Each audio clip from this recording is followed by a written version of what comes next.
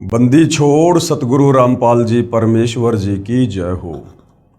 परमपिता परमात्मा सारी सृष्टि के रचनहार कुल मालिक असंख्य ब्रह्मांडों के स्वामी जगत गुरु तीनों लोकों में प्रवेश करके सबका धारण पोषण करने वाले राजाधीराज आत्माधार नाथों के नाथ देवों के देव महादेव सर्वेश्वर महेश्वर मृत्युंजय अजरो अमर आदि अनादि सनातनी प्रभु जगत पिता जगदीश्वर श्री श्री 1008 की उपाधि के वास्तविक अधिकारी अकाल मूर्त सौद स्वरूपी राम वासुदेव सर्वगतम परम पूजे प्रथम पूजे परम संत परम पुरुष परम धनी परम दयालु सत्य कबीर हक्का कबीर अल्लाहु कबीर अल्लाहु अकबर बाखबर अल्लाह ताला जगत के तारणहार जगत के मुक्तिदाता जगत के जगन्नाथ हारे के सहारे हिंदुओं के राम मुसलमानों के अल्लाह सिखों के वाहिगुरु ईसाइयों के मसीह दया के सागर दयानिधि करुणा के सागर करुणानिधि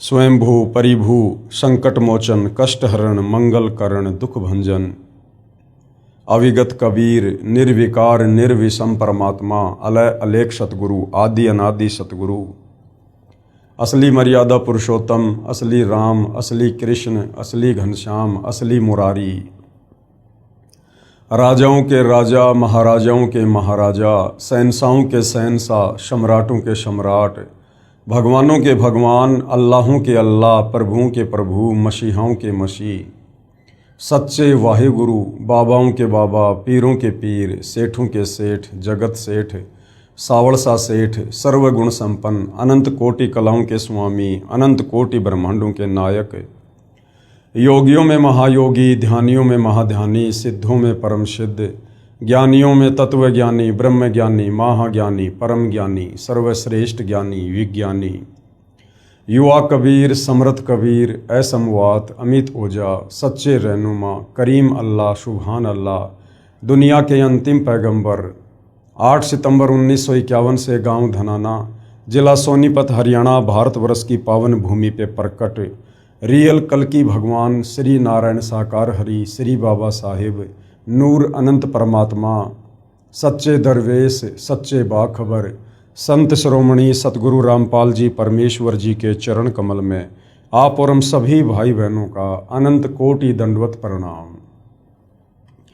सत्साई भाई और बहनों, बहुत बड़ी दया बहुत बड़ी मेहर पूज्य गुरुदेव भगवान की परमेश्वर रामपाल जी की, जिनके शुभ आशीर्वाद से विशेष आशीर्वाद से आप और हम सभी आत्माओं को पवित्र पुस्तक ज्ञान गंगा में जो अद्वितीय आध्यात्मिक ज्ञान छुपा हुआ है, जो सर्व धर्मों के सर्व धर्म शास्त्रों से प्रमाणित है, हमें सुनने और समझने को मिल रहा है। यदि इस ज्ञान को अच्छे से समझ लिया जाए और इस ज्ञान दाता सतगुरु रामपाल जी से उपदेश लेकर आजीवन मर्यादा में रहकर भक्ति की जाए तो निश्चित ही हमारी आत्मा का कल्याण इसी मनुष्य जन्म में संभव है। भाई और बहनों, ये पवित्र पुस्तक ज्ञान गंगा, इसके ऊपर आज हमारा ये 15वें नंबर का वीडियो है। यदि आप पहली बार ये वीडियो देख रहे हैं तो आप जी से प्रार्थना करूँगा कि आप जी इस पुस्तक पर बन चुके अब तक के समस्त वीडियो अवश्य देखिए, विशेषकर भूमिका को अवश्य देखिएगा, क्योंकि किसी भी पुस्तक की भूमिका को पढ़े बिना उस पुस्तक में किस प्रकार का ज्ञान है हम समझ नहीं पाएंगे। और ये पुस्तक ज्ञान गंगा, इसे तो जन जन ने पढ़ना चाहिए। जिसको मानव शरीर प्राप्त है स्त्री या पुरुष का, उनके लिए तो ये पुस्तक एक प्रकार से वरदान सिद्ध हो जाएगी यदि किसी ने इस पुस्तक को रुचि लेकर धैर्य के साथ निष्पक्ष होकर पढ़ लिया और यदि इनमें लिखी बातों पर अमल कर लिया तो भाई और बहनों, कुल का मालिक कौन है, एक परमात्मा कौन है, सारी सृष्टि को रचने वाला कौन है, ब्रह्मा विष्णु महेश को बनाने वाला कौन है, दुर्गा और इस ब्रह्म को गीता ज्ञान दाता को उत्पन्न करने वाला कौन परमात्मा है, वो कैसा है, कहाँ रहता है, कैसा दिखाई देता है, कैसे मिलता है और कैसे हम उसको प्राप्त करके और जब तक इस लोक में हैं यहाँ भी आध्यात्मिक लाभ प्राप्त कर सकते हैं और कैसे शरीर छूटने के बाद उस परमेश्वर के लोक में जाकर सदा सदा के लिए सुखी हो सकते हैं। इन तमाम बातों की जानकारी ये आत्मा सदियों से तलाश कर रही है, खोज रही है, परंतु किसी भी सवाल का कोई भी जवाब नहीं मिला। कारण ये था कि हमारे जितने भी आध्यात्मिक गुरु हैं, धर्म गुरु हैं, आचार्य शंकराचार्य हैं, मुल्ला मौलवी हैं, पोप पादरी हैं, पाठी हैं, इन्हें स्वयं तत्व ज्ञान नहीं, इन्हें स्वयं सृष्टि रचना का ज्ञान नहीं, ये लोग कथा करने के अधिकारी नहीं, गुरु पद पर बैठकर किसी को उपदेश देने के अधिकारी नहीं, जिसके चलते ये लोग भगत समाज को भी अध्यात्म के नाम पर केवल झूठ ही बोलते रहे, झूठ ही परोसते रहे। तो भाई और बहनों, अब वो समय आ गया है, साक्षात तत्वदर्शी संत के रूप में, जगत गुरु के रूप में, सर्व सृष्टि को रचने वाले और सर्व सृष्टि वासियों का पालन पोषण करने वाले कबीर परमेश्वर धरती पर प्रकट हो चुके हैं।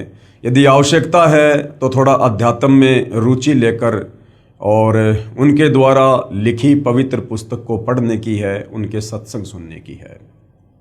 आज हमारा इस पवित्र पुस्तक ज्ञान गंगा के ऊपर, जिसको सतगुरु रामपाल जी ने अपने कर कमल से लिखा है, आज हमारा ये 15वें नंबर का वीडियो है। और प्रत्येक वीडियो में हमें अध्यात्म के विषय में वो अनसुनी बातें, वो अनसुनी सच्चाई सुनने और समझने को मिल रही है, जिसके लिए हम युगों युगों से तड़प रहे थे। ये आत्मा भटक रही थी, परंतु वो वस्तु हमें मिल नहीं पा रही थी। तो भाई और बहनों, आज का टॉपिक है कि वो कबीर परमात्मा चारों युगों में आते हैं, यहाँ पर तत्वदर्शी संत की भूमिका करते हैं।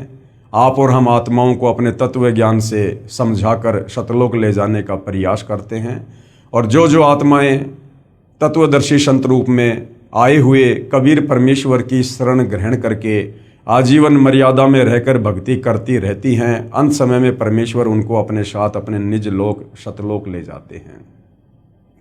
तो सतयुग में कबीर परमेश्वर जी सत सुकृत ऋषि के नाम से प्रकट हुए और किस प्रकार से उन्होंने मनु जैसे विद्वानों को भी, जो लोक वेद के आधार से विद्वान सिद्ध थे, कबीर परमेश्वर जी ने उनको भी वेदों का वास्तविक ज्ञान समझाने का प्रयास किया, सृष्टि रचना से परिचित करवाने का प्रयास किया। लेकिन मान बढ़ाई और अहंकार के चलते मनु जी ने कबीर परमेश्वर, जो सत सुकृत ऋषि के नाम से सतयुग में प्रकट थे, उनकी बातों पर गौर नहीं किया और परमेश्वर का नाम वामदेव रख दिया। क्योंकि परमेश्वर जो सतज्ञान यहाँ बता रहे थे वो यहाँ के चारों वेदों में नहीं है, 21 ब्रह्मांड की सृष्टि में किसी को भी पूरी जानकारी नहीं है, इसलिए उस ज्ञान को पहले कभी नहीं सुना था, इसलिए वो ज्ञान अटपटा लगा और परमेश्वर का नाम वामदेव रख दिया, यानी उल्टा ज्ञान प्रचार करने वाला। लेकिन भाई और बहनों, हम सब उस परमेश्वर की आत्मा है, चाहे ब्रह्मा विष्णु महेश हो, चाहे मनु जी हो, चाहे कोई भी धर्मगुरु हो, चाहे आम इंसान हो, या चाहे लख 84 योनियों में अपना कर्म भोग रहे जीव जंतु पशु पक्षी हों। परमेश्वर की कोशिश हमें हर प्रकार से समझा बुझाकर प्यार प्रेम से, साम दाम दंड भेद से भक्ति मार्ग पर लगाने की होती है। तो सतयुग में कबीर परमेश्वर किस प्रकार से प्रकट हुए, क्या क्या उन्होंने लीलाओं को जन्म दिया, आप और हमने पिछले वीडियो में देखा। आज के वीडियो में हम देखेंगे कि वही कबीर परमेश्वर फिर त्रेता युग में मुनिंदर ऋषि के नाम से प्रकट होते हैं और किस प्रकार से परमेश्वर भिन्न भिन्न लीलाओं को जन्म देते हैं, आप और हमें अध्यात्म समझाते हैं। उससे पहले भाई और बहनों, हमें सृष्टि रचना का ज्ञान होना बहुत जरूरी है, क्योंकि सृष्टि रचना को समझे बिना हम किसी भी धर्म के किसी भी पवित्र सदग्रंथ को नहीं समझ सकते हैं। क्योंकि सृष्टि रचना भक्ति मार्ग में मास्टर की का काम करती है। जिस प्रकार एक मास्टर चाबी होती है, वो किसी भी प्रकार के ताले को खोल देती है, उसी प्रकार अध्यात्म की जो मास्टर की है वो सृष्टि रचना है कि परमेश्वर कौन है, कैसा है, कहाँ रहता है, कैसे उन्होंने सर्व ब्रह्मांडों की उत्पत्ति की, कैसे सूर्य चांद सितारे ग्रह नक्षत्र बनाए, कैसे ब्रह्मा विष्णु महेश की उत्पत्ति हुई, दुर्गा कौन है, दुर्गा का पति कौन है, ब्रह्मा विष्णु महेश के माता पिता कौन हैं, ये काल कौन है जिसको गीता में ब्रह्म कहा गया है, ये निराकार बनकर क्यों रहता है जबकि ये आकार में है, साकार है, मनुष्य दृश्य है, ये सबके सामने क्यों नहीं आता है। इन तमाम प्रकार के सवालों के जवाब, फिर आप और हम क्यों जन्म रहे हैं, क्यों मर रहे हैं, क्यों गधे कुत्ते सुअर बन रहे हैं, क्यों हमारी आंखों के सामने परिवार का परिवार तबाह हो जाता है। कोई नहीं चाहता कि मैं मरूं, मैं बूढ़ा हूं, लेकिन फिर भी हम मरते हैं, वृद्ध होते हैं, सारे कष्ट भोगते हैं। तो इन तमाम प्रकार के सवालों के जवाब आपको सृष्टि रचना समझने के बाद ही मिल सकते हैं, क्योंकि इन तमाम सवालों के जवाब हमारे धर्मशास्त्रों में हैं। चाहे आप मुस्लिम धर्म से हैं, हिंदू धर्म से हैं, सिख या ईसाई धर्म से हैं, उन धर्मों की पवित्र पुस्तकों में, ग्रंथों में इन तमाम सवालों के जवाब छुपे हुए हैं। लेकिन उनको समझने के लिए आपने पहले सृष्टि रचना को समझना पड़ेगा। तो भाइयों और बहनों, सतगुरु रामपाल जी ने अपने सत्संगों में बारंबार हमें सृष्टि रचना सुनाई है। इस पवित्र पुस्तक ज्ञान गंगा में भी उन्होंने सृष्टि रचना का समावेश किया है। सर्व धर्मों के धर्मशास्त्रों से फिर उस सृष्टि रचना को उन्होंने प्रमाणित किया है, जो बिल्कुल सत्य कथा है, नारायण कथा है, अमर कथा है। और इस सृष्टि रचना पर जब तक हमें विश्वास नहीं होगा, तब तक हम भक्ति मार्ग में आगे नहीं बढ़ सकते, हम अध्यात्म में सफल नहीं हो सकते।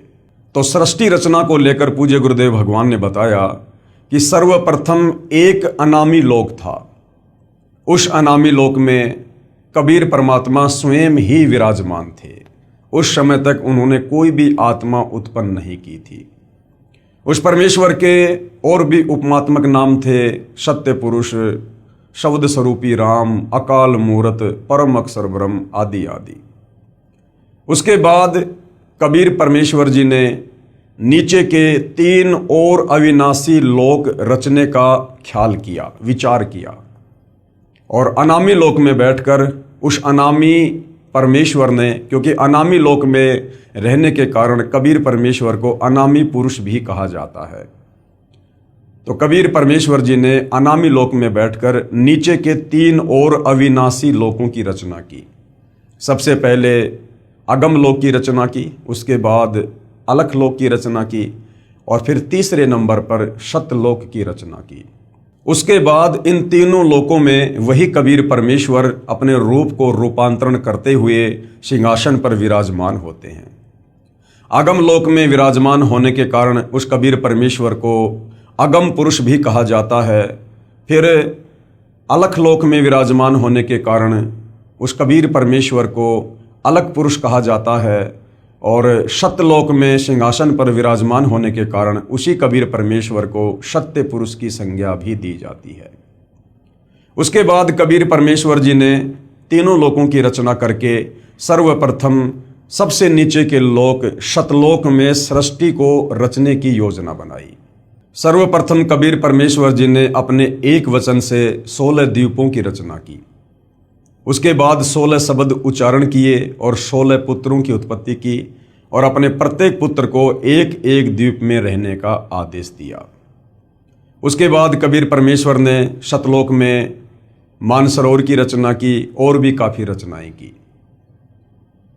उसके बाद कबीर परमेश्वर जी ने अपने 12वें नंबर के पुत्र अचिंत से कहा कि बेटा, मैं आपको वचन शक्ति देता हूँ, शब्द शक्ति देता हूँ, आप सतलोक में कुछ रचना करो। अचिंत ने कबीर परमेश्वर से शब्द शक्ति प्राप्त करके एक अक्षर पुरुष की उत्पत्ति की सृष्टि रचना में सहयोग देने के लिए। अक्षर पुरुष सतलोक में बने मानसरोवर में जाकर सो गया, क्योंकि वहाँ पर श्वासों से शरीर नहीं चलता है, वहाँ पर नूरी शरीर है, एक तत्व का शरीर है। मानसरोवर में सो जाने के कारण और गहरी निंद्रा में होने के कारण अक्षर पुरुष कई युगों तक मानसरोवर से बाहर नहीं आया।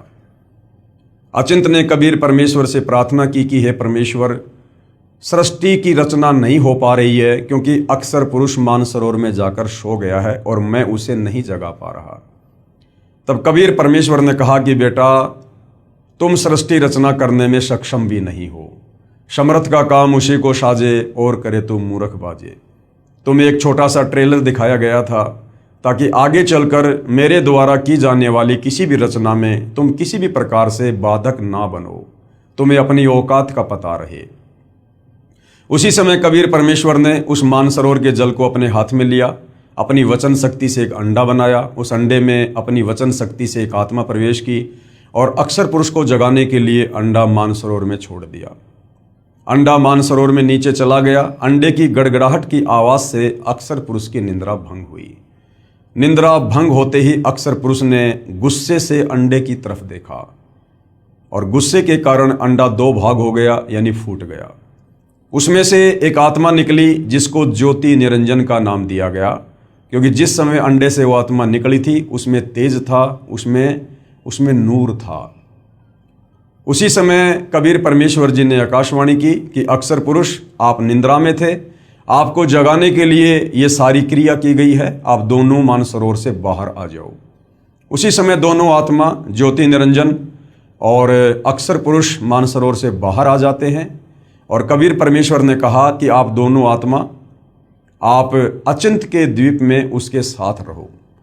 परमेश्वर की आज्ञा प्राप्त करके ज्योति निरंजन और अक्सर पुरुष दोनों अपने बड़े भाई अचिंत के द्वीप में उसके साथ रहने लगे। उसके बाद कबीर परमेश्वर जी ने सतलोक में और बहुत सारी अनंत आत्माओं की अपने वचन से उत्पत्ति की और बहुत सारी रचना की। काफी समय बीत जाने के बाद ज्योति निरंजन के मन में एक खरपतवार उत्पन्न हुई कि हमारे बाकी 15 भाई एक एक द्वीप में अलग अलग रह रहे हैं और हम तीनों एक ही द्वीप में रह रहे हैं, क्यों ना परमेश्वर से अलग से राज्य प्राप्त किया जाए। उसके लिए इस ज्योति निरंजन ने सतलोक में एक पैर पर खड़ा होकर तप करना शुरू कर दिया। कबीर परमेश्वर ने पूछा कि भाई ज्योति निरंजन, आप ये तप क्यों कर रहे हो, हठ क्यों कर रहे हो? ज्योति निरंजन ने कहा कि पिताजी, मुझे कुछ अलग से राज्य दीजिए, मेरे लिए वो जगह थोड़ी है। और जिस समय भाई और बहनों ये ज्योति निरंजन सतलोक में एक पैर पर खड़ा होकर तप कर रहा था, उस समय आज आप और हम जितनी भी आत्माएं इस मृत लोक में, इस 21 ब्रह्मांड में, ब्रह्मा विष्णु महेश से लेकर आप और हम जैसे आम इंसान, 184 योनियों के जलचर, थलचर, नभचर जितने भी प्राणी हैं, गंदी नाली के कीड़े से लेकर ब्रह्मा विष्णु महेश तक, जो आज हम यहाँ पर दुख भोग रहे हैं, नरक भोग रहे हैं, जन्म और मरण के रोग में हैं, 184 योनियों का कष्ट भोग रहे हैं, हम सभी आत्माएं उस समय तप कर रहे उस ज्योति निरंजन के ऊपर आसक्त हो गए। कबीर परमात्मा ने हमें बीच बीच में बहुत सावधान किया कि बच्चों, ये नादान है, इसकी नादानी को मत देखो, ये अपने कर्म फोड़ रहा है। आप आत्माओं को किस बात की कमी है?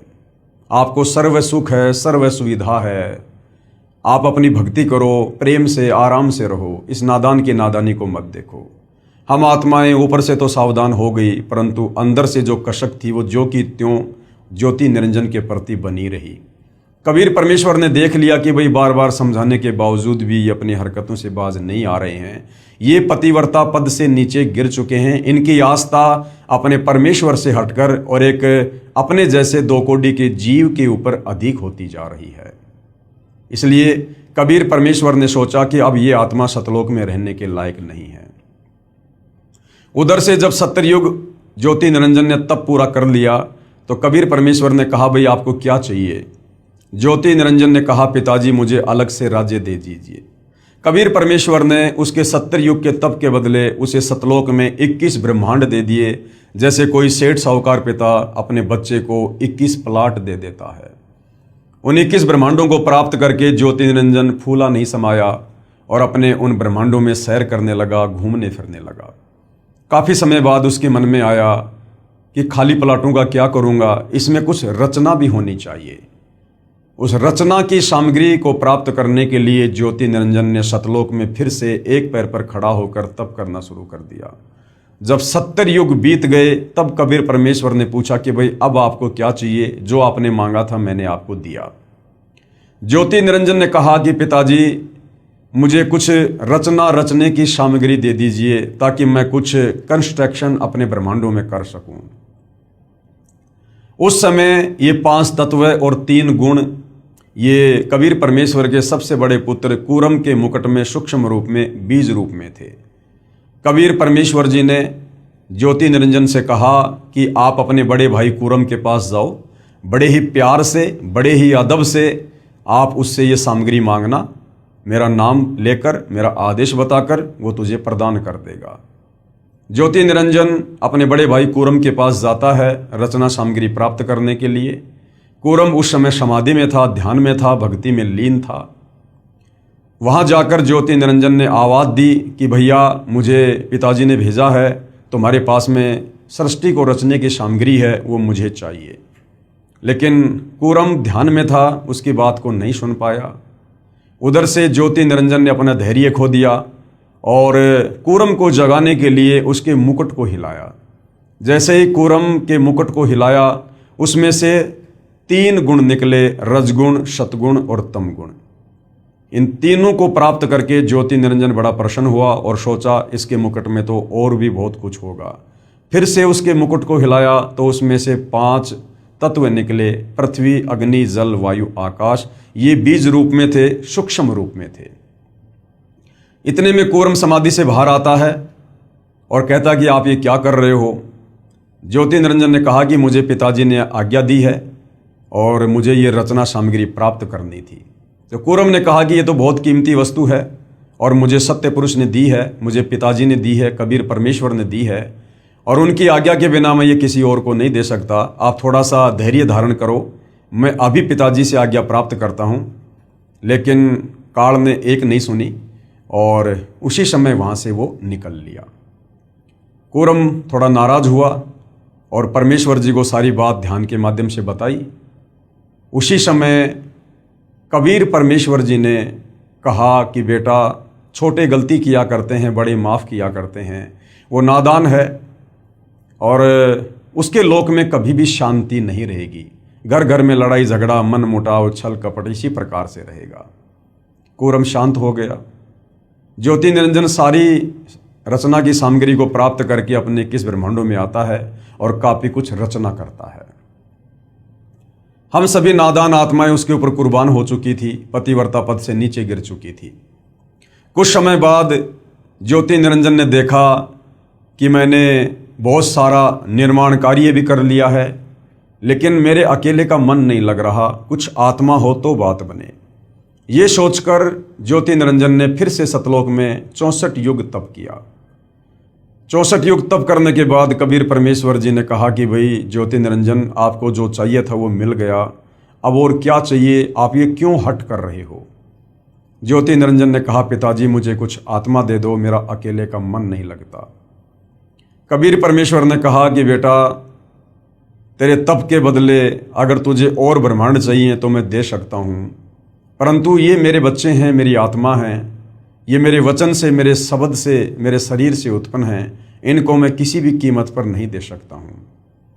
हाँ, यदि कोई तेरे साथ स्वेच्छा से जाना चाहे तो मैं आज्ञा दे सकता हूँ। कबीर परमेश्वर को पता था कि इन सब की आस्था इस ज्योति निरंजन में ज़्यादा हो चुकी है, अब ये सतलोक में रहने के योग्य नहीं है।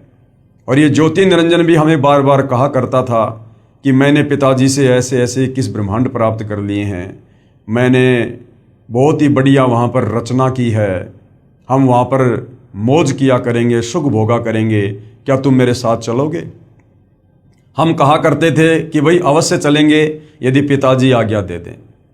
तो ज्योति निरंजन ने कहा कि पिताजी, कुछ आत्माएं हैं जो मेरे साथ जाना चाहती हैं। परमेश्वर ने कहा, ठीक है भाई, मेरे सामने स्वीकृति दिलवा दे, मैं उनको भेज दूंगा। ज्योति निरंजन और कबीर परमेश्वर हम सभी आत्माओं के पास आते हैं और परमेश्वर जी कहते हैं कि भाई कौन कौन हंस आत्मा है जो इस ज्योति निरंजन के साथ इसके 21 ब्रह्मांडों में जाना चाहती है। चारों तरफ सन्नाटा छा गया, किसी की बोलने की हिम्मत नहीं हुई। तो कबीर परमेश्वर ने कहा, भाई ज्योति निरंजन, आप तो कह रहे थे कि कुछ आत्माएं मेरे साथ जाना चाहती हैं, यहाँ तो कोई कुछ नहीं बोल रहा। इतने में एक आत्मा ने सर्वप्रथम हाथ खड़ा किया और कहा, पिताजी मैं जाना चाहता हूँ। उस आत्मा की देखा देखी फिर असंख्य आत्माओं ने हाथ खड़े कर दिए कि कहीं सारी लूट, सारी मौज 21 ब्रह्मांडों में ये अकेला ही ना लूट ले। असंख्य आत्माओं ने हाथ खड़े कर दिए। कबीर परमेश्वर ने कहा, ठीक है भाई ज्योति निरंजन, आप अपने 21 ब्रह्मांडों में जाइएगा, मैं इन तमाम आत्माओं को तुम्हारे पास अपने हिसाब से भेज दूंगा। ज्योति निरंजन अपने 21 ब्रह्मांडों में चला जाता है। पीछे से कबीर परमेश्वर ने सर्वप्रथम जिस हंस आत्मा ने काल के साथ जाने के लिए हाथ खड़ा किया था, उसकी एक युवा लड़की बनाया, सुंदर लड़की बनाया। और हम जितनी भी आत्माएं थी, तमाम आत्माओं को परमेश्वर जी ने सूक्ष्म रूप में उस लड़की के अंतःकरण में डाल दिया, जिसका नाम उन्होंने अष्टंगी रखा, आस्ट्रा रखा, आदि माया रखा, जिसको आगे चलकर दुर्गा भी कहा गया। वही शेरा वाली माता दुर्गा। हम सभी आत्माओं को दुर्गा के अंतःकरण में सूक्ष्म रूप में डाल दिया और कहा, बेटी मैंने तुझे सब शक्ति दे दी है, जितनी आत्मा ज्योति निरंजन कहेगा तू उत्पन्न कर सकती है। उस समय उस आदि माया दुर्गा को जो है वो प्रजनन इंद्री नहीं थी, क्योंकि सतलोक में किसी को भी प्रजनन इंद्री नहीं है। और कबीर परमेश्वर ने अपने पुत्र सहजदास के द्वारा दुर्गा को ज्योति निरंजन के पास भिजवा दिया। सहजदास दुर्गा को ज्योति निरंजन के पास उसके 21 ब्रह्मांडों में छोड़कर आ जाता है और सारी बात बताकर आ जाता है। सहजदास के आने के बाद ज्योति निरंजन के मन में खरपतवार उत्पन्न हुई, क्योंकि पहले ही वो 3 गुण प्राप्त कर चुका था, जिसमें एक गुण है रजगुण। रजगुण के प्रभाव से वो विषय वासनाओं से ग्रस्त हुआ और लड़की के युवा रंग रूप को देखकर उस पर आसक्त हो गया और उसके साथ में बलात् करने का प्रयास करने लगा। दुर्गा ने कहा कि भाई आप ऐसा जुल्म ना करो, आप मेरे बड़े भाई हो, आपको परमेश्वर ने पहले अंडे से उत्पन्न किया है, बाद में हमें अपने वचन से किया है, आप मेरे बड़े भाई हो, भाई बहन का ये दुष्कर्म बहुत बड़ा पाप होगा। मेरे पास में सबद शक्ति है, आप जितनी आत्मा चाहोगे मैं उत्पन्न कर दूंगी। परंतु विषय वासनाओं से बहुत अधिक प्रभावित होकर इस ज्योति निरंजन ने दुर्गा की एक भी बात नहीं सुनी और अपने नाखूनों से जबरदस्ती अपनी सिद्धि से दुर्गा को स्त्री इंद्री लगाने का प्रयास किया। दुर्गा ने सूक्ष्म रूप बनाया और इस ज्योति निरंजन के मुख के माध्यम से उसके पेट में जाकर शरण ली और वहां से फिर कबीर परमेश्वर को याद किया कि हे पिताजी मेरी रक्षा करो। कबीर परमेश्वर वहां अपने पुत्र जोगजीत, जिसको योग संताइन भी कहते हैं, जो परमेश्वर के 16वें नंबर का पुत्र है, उसका रूप बनाकर वहां पर प्रकट होते हैं। और कबीर परमेश्वर जी इस ज्योति निरंजन से कहते हैं कि भाई ज्योति निरंजन, तूने बहुत बड़ी गलती की है, सतलोक में ऐसा गंदा कर्म करने की सोच रखने वाले को भी नहीं रखा जा सकता। मैं श्राप देता हूं, आज के बाद तेरा नाम काल होगा। इतना कहते ही उसका पूरा शरीर काला हो गया, उसके लंबे लंबे दांत, ओछा माथा, विकराल चेहरा, और कहा कि आज के बाद तू 1 लाख मानव शरीरधारी आत्माओं के सूक्ष्म शरीर से निकली वासना को, गंध को, मैल को खाया करेगा। ये मैं तुझे श्राप देता हूं और इसी समय मेरे आदेश से तू अपने 21 ब्रह्मांडों को लेकर सतलोक से दूर चला जा। उसी समय विमान की तरह 21 ब्रह्मांड चल पड़े और सतलोक से 16 शंख कोश की दूरी पर आकर परमेश्वर की वचन शक्ति से, वैज्ञानिक जिसको गुरुत्वाकर्षण शक्ति कहते हैं, स्थिर हो गए और ये 5 तत्व, 3 गुण अपनी अपनी जगह पर स्थिर हो गए। सतलोक से 16 शंख कोश की दूरी पर आने के बाद इस ज्योति निरंजन ने दुर्गा से कहा कि दुर्गा, अब मैं अपनी मनमानी करूंगा, अब मेरा कौन क्या बिगाड़ लेगा, मुझे जो सजा मिलनी थी मिल चुकी है। और दुर्गा के साथ में जबरदस्ती करने का प्रयास करने लगा। दुर्गा ने फिर समझाया कि भाई देख, सर्वप्रथम तो तू मेरा बड़ा भाई है, मैं तेरी छोटी बहन हूँ, उसके बाद मैं तेरे पेट से बाहर आई हूँ, मैं तेरी बेटी हुई, बाप बेटी का, भाई बहन का ये कुक्रम महापाप का भागी होगा, आप ऐसा ना करो। मेरे पास वचन शक्ति है परमेश्वर की दी हुई, कबीर भगवान की, आप जितनी आत्मा चाहोगे मैं उत्पन्न कर दूंगी। परंतु रजोगुण के प्रभाव से प्रभावित होने के चलते इसने दुर्गा की एक नहीं सुनी और इसने दुर्गा के साथ में शादी की, पति पत्नी व्यवहार किया और इसने 3 पुत्रों की उत्पत्ति की। सबसे बड़े का नाम ब्रह्मा रखा, उससे छोटे का विष्णु, तीसरे नंबर वाले का शंकर, और तीनों को एक एक गुण से युक्त कर दिया। और इसने अपने इन 21 ब्रह्मांडों को 4 महाब्रह्मांडों में सेट कर दिया। एक महाब्रह्मांड में इसने 5 ब्रह्मांडों को सेट किया और एक महाब्रह्मांड के बराबर एक ब्रह्मांड में ये स्वयं ऊपर रहता है, जिसको ब्रह्मलोक कहते हैं, जहाँ पर इसने तपतशिला बना रखी है, जहाँ ये प्रतिदिन 1 लाख मानव शरीरधारी आत्मा, स्त्री या पुरुष जो मरते हैं, उनके सूक्ष्म शरीर से निकली वासना को वहाँ पर भून भून के खाता है। और उसके बाद तीनों पुत्रों को इस काल ने अचेत कर दिया। एक पुत्र को इसने, जो सबसे बड़ा है ब्रह्मा, उसको कमल के फूल के ऊपर अचेत करके लेटा दिया। दूसरे वाले पुत्र विष्णु को शेषनाग की सैया के ऊपर अचेत करके लेटा दिया। तीसरे नंबर के पुत्र शिव जी को, शंकर को इसने कैलाश पर्वत पर अचेत करके बैठा दिया और दुर्गा से कहा कि दुर्गा, तुम इनकी अचेत अवस्था में तुम इनकी परवरिश करो और मेरे आदेश से तुम इनको चेतना में लाना। उसके बाद इस काल ने दुर्गा से कहा कि दुर्गा, 3 पुत्रों की उत्पत्ति हो चुकी है, तीनों पुत्र एक एक गुण युक्त हो चुके हैं। अब तुम इन तीनों पुत्रों के माध्यम से आगे सृष्टि की रचना करो, मेरे भोजन की व्यवस्था करो, जीवों की उत्पत्ति करो। और काल ने कहा कि आज के बाद मैं किसी को भी दर्शन नहीं दूंगा। दुर्गा ने कहा, क्या तुम अपने तीनों पुत्रों को भी दर्शन नहीं दोगे? तो ब्रह्म, गीता जी में जिसको ब्रह्म कहा गया है, ये ज्योति निरंजन काल, इसको क्षर पुरुष भी कहते हैं। क्षर का मतलब होता है नाशवान, जिसका जन्म और मरण हो। तो इस ब्रह्म अर्थात काल ने कहा कि मैं अपने तीनों पुत्रों को भी दर्शन नहीं दूंगा, ये मेरी मजबूरी है। यदि मैंने इनको दर्शन दे दिए तो ये मेरे वास्तविक रूप से परिचित हो जाएंगे और फिर ये सवाल करेंगे कि आपका इतना भूंडा चेहरा कैसे है। और सच पता चलने पर कि मुझे रोजाना 1 लाख मानव शरीरधारी आत्माओं को खाना पड़ता है, तो ये कभी भी मेरे लिए संतान उत्पत्ति नहीं करेंगे, जीवों की उत्पत्ति नहीं करेंगे, इस पाप में भागी नहीं बनेंगे। तो ये अपने पुत्रों को भी दर्शन नहीं देता है। और इसने दुर्गा से कहा कि दुर्गा, अब तुम तीनों पुत्रों को सचेत करो। दुर्गा ने तीनों पुत्रों को सचेत किया और तीनों को आपस में इकट्ठा किया और काल के आदेश से दुर्गा तीनों पुत्रों को समुद्र मंथन पर लेकर गई। समुद्र मंथन पर ले जाकर सर्वप्रथम काल ने वहाँ पर 4 वेद जो है वो प्रकट किए और काल के आदेश से दुर्गा ने 4 वेद ब्रह्मा जी को दे दिए। ब्रह्मा जी ने जब वेदों को पढ़ा तो पता चला कि कोई और है, कोई ब्रह्म है, वो सहशरीर है, तेजोमय शरीर है। उससे पहले जब ये ब्रह्मा दुर्गा से पूछा करता था कि हमारा पिता कौन है, तो ये दुर्गा काल के डर से सच नहीं बताती थी और कह देती थी कि बेटा मैं तेरी माँ हूँ, मैं तेरा पिता हूँ। लेकिन जब ब्रह्मा जी ने वेदों में पढ़ा कि कोई और ब्रह्म है जो आकार में है, साकार है, मनुष्य जैसा है, उसको प्राप्त किया जा सकता है, तो ब्रह्मा ने कहा कि माँ मुझे तेरी बातों पर अब यकीन नहीं है। पहले जब मैं पूछा करता था हमारा पिता कौन है तो आप कहती थी कि मैं तेरा पिता हूँ। अब जब मैंने वेद पढ़ लिए, वेदों में लिखा है, अब मैं पूछ रहा हूँ तो आप कह रहे हो कि तुम्हारा पिता है लेकिन वो दर्शन नहीं देगा। माँ मुझे आपकी इस बात पर यकीन नहीं है, मैं तो अपने पिता के दर्शन करके रहूँगा। दुर्गा ने कहा यदि तुझे तेरे पिता ने दर्शन नहीं दिए तो क्या करेगा? ब्रह्मा ने कहा कि मैं आपको शक्ल भी नहीं दिखाऊंगा। ये कहकर ब्रह्मा जी उत्तर दिशा की तरफ अपने पिता के दर्शन करने के लिए समाधि लगाने के लिए चले गए। ब्रह्मा जी ने 4 युगों तक समाधि लगाई लेकिन काल ने दर्शन नहीं दिए। उधर से काल ने आकाशवाणी की कि दुर्गा सृष्टि की रचना क्यों नहीं हो रही, जीवों की उत्पत्ति क्यों नहीं हो रही है?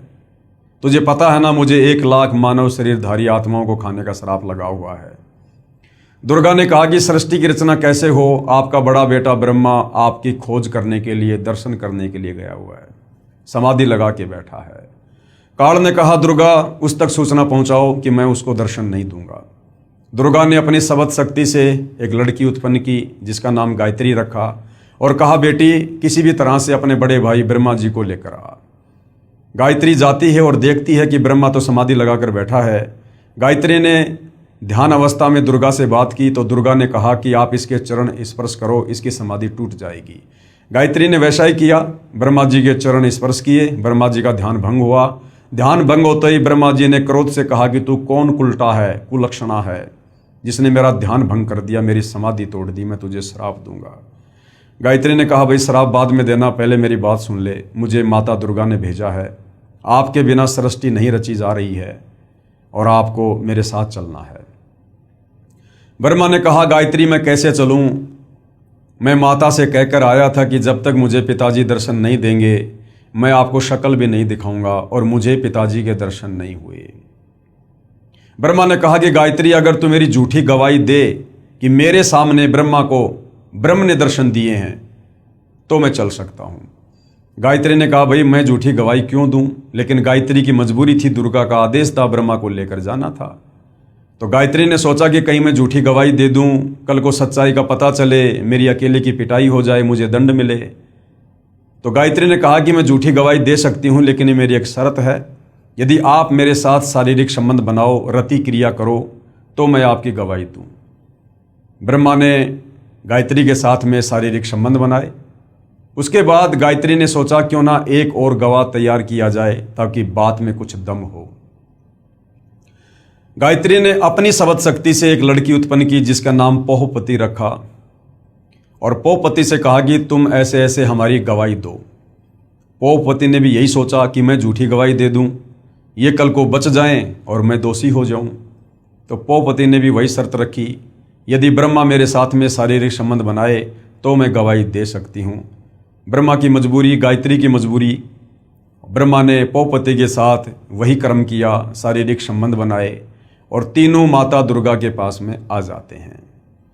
दुर्गा कहती है, बेटा तुझे तेरे पिता ब्रह्म ने दर्शन दिए। ब्रह्मा जी ने कहा कि माता जी मुझे दर्शन हुए हैं। दुर्गा ने कहा कि मैं कैसे यकीन करूं, कोई गवाह पेश करो। ब्रह्मा जी ने कहा कि ये दोनों लड़कियां हैं, इन दोनों के सामने दर्शन दिए। दुर्गा ने उन दोनों से पूछा तो दोनों ने स्वीकृति दे दी कि हमारे सामने पिताजी ने दर्शन दिए हैं। उधर से दुर्गा ने सोचा कि ये काल मुझे तो कह रहा था कि मैं कभी किसी को दर्शन नहीं दूंगा, ये कह रहे हैं कि मुझे दर्शन दिए हैं। दुर्गा थोड़ा नाराज हुई और उसने ध्यान लगाया। उधर से काल ने आकाशवाणी की कि दुर्गा ये तीनों झूठ बोल रहे हैं, मैंने किसी को कोई दर्शन नहीं दिए हैं। दुर्गा नाराज होकर आई और कहा कि भाई तुम्हारे पिता ने आकाशवाणी की है, उन्होंने तुम्हें दर्शन नहीं दिए, तुम झूठ बोल रहे हो। इतना सुनकर ब्रह्मा जी हंसने लगे और कहने लगे, माता जी मैं क्या करता, मेरी मजबूरी थी, पिताजी ने दर्शन दिए नहीं। मैं आपसे प्रतिज्ञा करके गया था कि यदि पिताजी दर्शन नहीं देंगे मैं आपको शक्ल नहीं दिखाऊंगा, इसलिए झूठ बोलना पड़ा।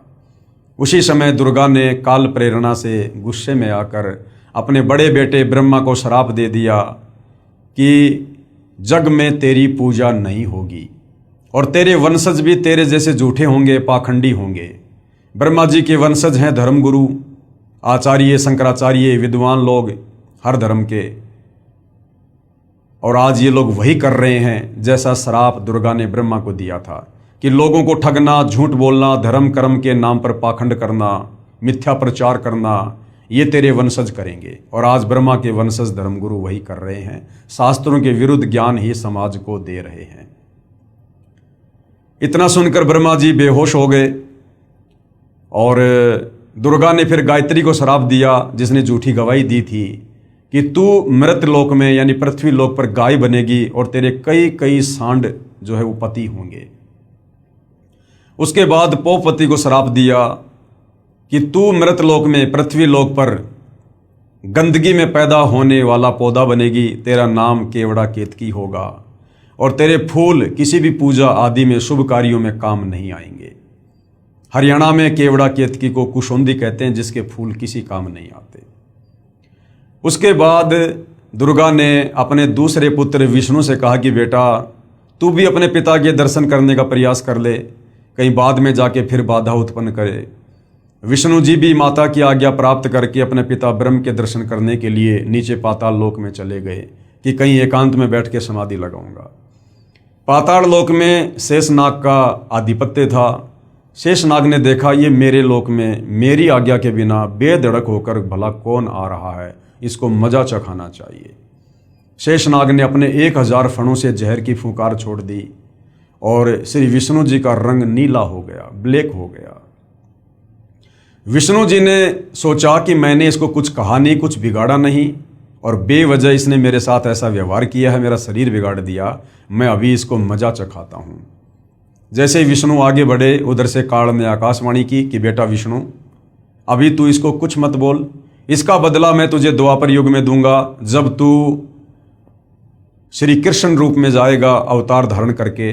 उस समय ये कालीदय में कालिया नाम का नाग होगा कालिंद्री में, उस समय तू अपना बदला लेना और अपनी माँ को जाके सच सच बता दे, अगर तूने झूठ बोला तो तेरी हाल भी वही होगा जो ब्रह्मा का हुआ।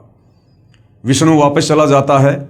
अपनी माता के पूछने पर कि बेटा तुझे तेरे पिता ने दर्शन दिए, तो विष्णु जी ने सच सच कह दिया कि माता जी मुझे दर्शन नहीं हुए। दुर्गा बड़ी प्रसन्न हुई और विष्णु जी को आशीर्वाद दिया कि बेटा तू सत्यवादी होगा, जगत में तेरी पूजा होगी। उसके बाद दुर्गा अपने तीसरे नंबर के पुत्र शिव जी के पास जाती है और कहती है कि बेटा तू भी अपने पिता के दर्शन करके देख ले, तेरे दोनों भाइयों को तो तेरे पिता ने दर्शन दिए नहीं। इस मामले में शंकर जी बड़े होशियार निकले। शंकर जी ने कहा कि माता जी, जब मेरे दोनों बड़े भाइयों को पिता ने दर्शन नहीं दिए तो मेरा तो दर्शन के लिए प्रयास करना ही व्यर्थ है। लेकिन माता जी मेरे ऊपर एक दया कर दो, मुझे अमर बना दो, मैं मृत्युंजय हो जाऊं, मैं कभी ना मरूं। क्योंकि सतलोक में हम मरा नहीं करते थे, मृत्युंजय थे, अविनाशी थे, अजरो अमर थे। तो दुर्गा ने कहा कि बेटा इस 21 ब्रह्मांड में तो ऐसा कोई भी नहीं है जो जन्म लेगा और मरेगा नहीं। बेटा ये मेरे वश से बाहर की बात है। हाँ मैं ये कर सकती हूँ, तुझे एक विधि बता सकती हूँ ध्यान लगाने की, समाधि लगाने की, जिससे तेरी उम्र तेरे भाइयों से बड़ी हो जाएगी। बोला माँ वही उपकार कर दो। दुर्गा ने उसको 10वें द्वार में श्वासों को रोककर ध्यान लगाने की विधि बताई, क्योंकि हमारा शरीर श्वासों पर टिका हुआ है, जितनी श्वासें हम उतने ही जीवित रहते हैं। तो शंकर जी हम देखते हैं ज़्यादातर समाधि में रहते हैं, 10वें द्वार में जाकर और अपनी श्वासों को रोककर ध्यान लगाते हैं, जिस कारण से इनकी लंबी उम्र है। कंप्लीट प्रोसीजर होने के बाद काल ने दुर्गा से कहा कि दुर्गा अब इन तीनों को एक बार फिर से समुद्र मंथन पर लेकर जा और जो जो वस्तु इनको निकले आप इनको दो, आप इनकी शादी करो। दुर्गा अपने तीनों पुत्रों को लेकर समुद्र मंथन पर जाती है। समुद्र मंथन होता है और वहाँ पर दुर्गा स्वयं जल के अंदर छुप जाती है और अपने 3 रूप धारण करती है। समुद्र मंथन होने के बाद में दुर्गा पूछती है कि बच्चों पहले क्या वस्तु निकली? तो ब्रह्मा जी ने कहा कि ये 3 लड़कियां निकली हैं। सबसे पहले ये वाली लड़की निकली है। दुर्गा ने उसका नाम सावित्री रखा और कहा कि आज से ब्रह्मा ये तेरी पत्नी होगी और तुम अपने लोक में जाकर और खुशी खुशी रहो। दूसरे नंबर पर जो लड़की निकली उसका नाम सावित्री रखा और विष्णु जी से शादी कर दी और विष्णु लोक में भेज दिया। तीसरे नंबर पर जो लड़की निकली थी उसका नाम उमा रखा, पार्वती, शंकर जी से शादी कर दी और कहा बेटा जाओ। उधर से काल ने पहले ही तीनों को एक एक गुण से युक्त कर दिया था, रजगुण ब्रह्मा, शतगुण विष्णु और तमगुण शंकर। और उसके बाद में ये नीचे की सृष्टि शुरू हो जाती है, जीवों की उत्पत्ति का कार्य शुरू हो जाता है। प्रतिदिन 1.25 लाख ये दुर्गा उत्पन्न करती है और 1 लाख प्रतिदिन शंकर जी जीवों को मार मार के संहार करके किसी भी प्रकार से लड़ाई झगड़े में, मनमुटाव में, एक्सीडेंट में, युद्ध में अपने पिता काल का भोजन तैयार करता है। इस प्रकार से भाइयों और बहनों ये 21 ब्रह्मांड वाली सृष्टि इस काल की, ज्योति निरंजन की, क्षर पुरुष की यहाँ पर चल रही है। यानी आप और हमें समझ में आ जाना चाहिए कि हम यहाँ पर केवल जेल भोग रहे हैं, क्योंकि जो गलती हमने सतलोक में अपने पिताजी के साथ की थी, पतिव्रता पद से नीचे गिर के काल पे आसक्ति करके, हम उसकी सजा भोगने के लिए यहाँ पर आए हुए हैं। अन्यथा ये हमारा कोई ससुराल नहीं है। और हम जन्म मरण के चक्कर में 184 योनियों में कष्ट भोग रहे, कभी नरक में कष्ट भोग रहे, तपतशिला पर काल हमें भून भून के खाता है। असहनीय पीड़ाओं का सामना करना पड़ता है। और ये काल यहाँ कोई बिजनेस करने नहीं आया है। इसने सतलोक में जो तप करके गलती की और दुर्गा के साथ जिस प्रकार से दुर्व्यवहार करने का प्रयास किया उस सच्चे लोक में, उसकी सजा इसने पाई। और यहाँ पर प्रतिदिन 1 लाख मानव शरीरधारी आत्माओं के सूक्ष्म शरीर से निकली गंध को, मैल को ये खाता है। उसके लिए ये यहाँ पर अपने तीनों पुत्रों के द्वारा दुर्गा के माध्यम से जीवों की उत्पत्ति करवाता है और उनका संहार करवाता है। और विष्णु के माध्यम से सबको मोह ममता में बांध के स्थिति को बना के रखता है। तो इस प्रकार से भाइयों और बहनों इस काल की ये सृष्टि यहाँ पर चल रही है। उसके बाद सतलोक में जो अक्षर पुरुष था, जो अक्षर पुरुष उस ज्योति निरंजन और अचिंत के साथ एक द्वीप में रहा करता था, अक्षर पुरुष के मन में आया कि क्षर पुरुष यहां से जा चुका है, ज्योति निरंजन यहां से जा चुका है 21 ब्रह्मांड लेके, और वो तो बहुत ज्यादा मौज मस्ती कर रहा होगा, बड़े सुख भोग रहा होगा, बड़े आनंद में होंगे लोग जो उसके साथ गए हैं। ये सोचकर अक्षर पुरुष ने भी सतलोक में जो भक्ति करते हैं, सार नाम का जाप करते हैं, सार नाम का जाप भी किया और साथ में चिंतित रहने लगा, व्याकुल रहने लगा अपने साथी ज्योति निरंजन की याद में। कबीर परमेश्वर ने उसे भी सावधान किया कि बेटा आप ये गलती ना करो, आप पतिव्रता पद से नीचे मत गिरो, आपको यहाँ पर सर्व सुविधा है, आपको जो चाहिए आप बोलो, आप एक जीव के ऊपर आसक्त क्यों हो रहे हो। लेकिन अक्सर पुरुष भी अपनी हरकतों से बाज नहीं आया। काफी समय बाद कबीर परमेश्वर ने पूछा कि बता तुझे क्या चाहिए। अक्सर पुरुष ने कहा कि पिताजी मुझे भी अलग से राज्य प्रदान कर दो। कबीर परमेश्वर ने अक्सर पुरुष को 7 शंख ब्रह्मांड दे दिए। नील शंख, 7 शंख ब्रह्मांड। 7 शंख ब्रह्मांडों को प्राप्त करके अक्सर पुरुष भी बड़ा प्रसन्न हुआ। उधर से सतलोक में जो अन्य आत्माएं थी जिन्होंने पहले काल के साथ 21 ब्रह्मांड में जाने की स्वीकृति नहीं दी थी, हाथ खड़ा नहीं किया था, लेकिन सब कुछ देख रहे थे, उन आत्माओं के मन में भी रह रहकर विचार आने लगा कि काश हम भी हाथ खड़ा कर देते तो हम भी आज काल के साथ, ज्योति निरंजन के साथ 21 ब्रह्मांड में होते और हम सर्व सुख भोगते। ऐसा उन्होंने क्यों सोचा? क्योंकि उन्हें केवल इतना ही पता था कि ज्योति निरंजन यहां से 21 ब्रह्मांड और बहुत सारी आत्माओं को लेकर अलग से राज्य कर रहा है और वो तो बड़े सुख भोग रहा होगा।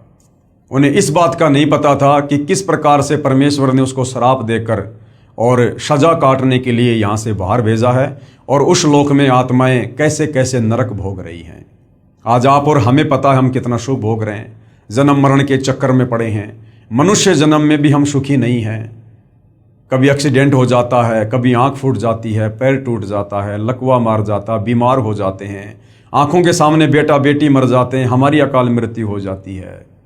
उसके बाद लक 84 योनि में गधे, कुत्ते, सुअर, कीट पतंग, गंदे नाले का कीड़ा बनकर दुख भोगते हैं। कुत्ता बनकर टट्टी खाते हैं, सुअर बनकर लैट्रिन खाते हैं, गोबर खाते हैं।